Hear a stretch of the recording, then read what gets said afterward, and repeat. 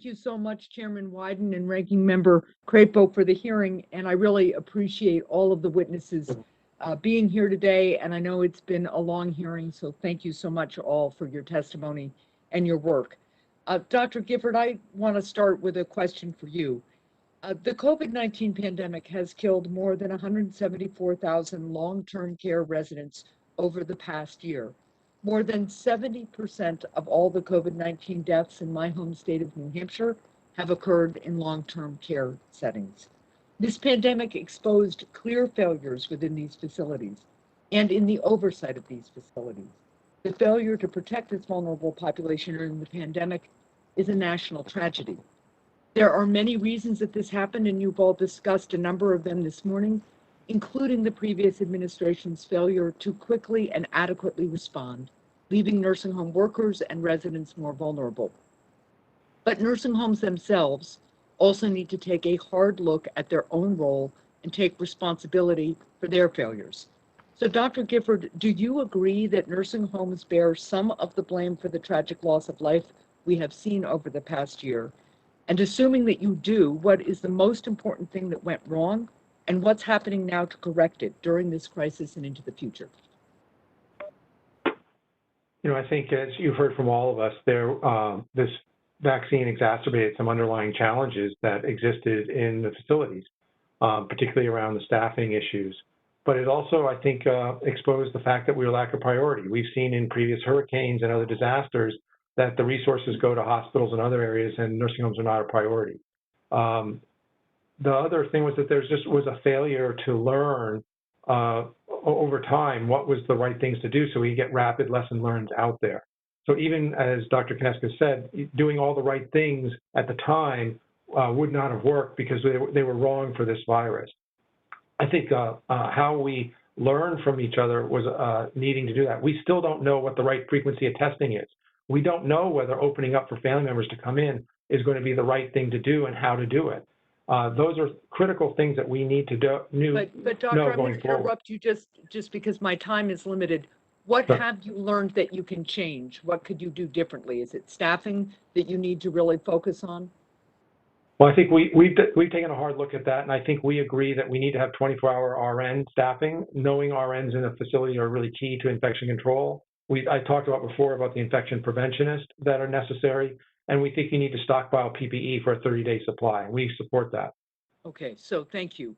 I want to move to another issue because I'm sure that you saw the recent New York Times reporting on the failures of the federal rating system for long-term care facilities and its reliance on self-reported data. There appears to be a widespread practice of inflating the number of reported staff responsible for patient care by including administrators, some who may not even physically work in the facility. Staff shortages, as all the testimony is established today, have been a major issue during this pandemic. And not surprisingly, research suggests that better staffed facilities lost fewer patients to COVID-19. So, Dr. Gifford, given the disturbing record of some homes manipulating data and the importance of adequate staffing, does the federal government need to increase inspections and end the reliance on self-reporting? So, Senator, I think a couple things on the five-star reporting system. There is this perception of self-reporting. I mean, it's composed of data from the surveyors, so that's not self-reported.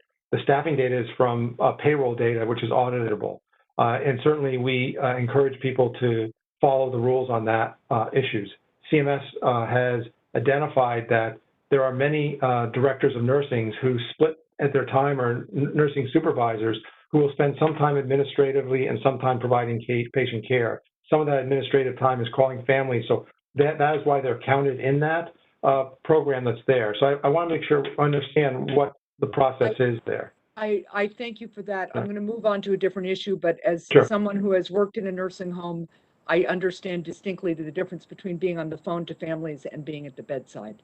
I want to turn quickly to Ms. Ramos before my time runs out, because even with vaccine supply increasing, reports suggest that about half of long-term care facility workers remain hesitant to take the vaccine. And I'm wondering, Ms. Ramos, how do you see access to paid sick leave impacting the willingness of frontline workers to take the vaccine? Thank you for your question. I think that has a lot to do with workers, not only in the healthcare, but in general. A lot of people are hesitant to take a vaccine because they know that there's side effect. And if they take a vaccine and they get sick, they're afraid that there will be consequences to pay. Like they will use their sick time to pay them when they're gonna need a sick time when their family are sick, or they will use their vacation time when they want their vacation to spend time with their kid. They won't have it because they use that. So, or like for us healthcare workers, we work every other weekend. So if we take a vaccine on a Friday and it's our weekend on, we get sick, we have to call out. We have to make it up the following weekend when we already have plans to spend with our family. So I think it should be a system where you don't tell like the companies to offer, but it will be a law, like a mandate. So it will be better that way than just like tell them they should offer this and should offer that, because they won't follow up. Thank you very much, and thank you, Mr. Chair, for allowing me to go over time.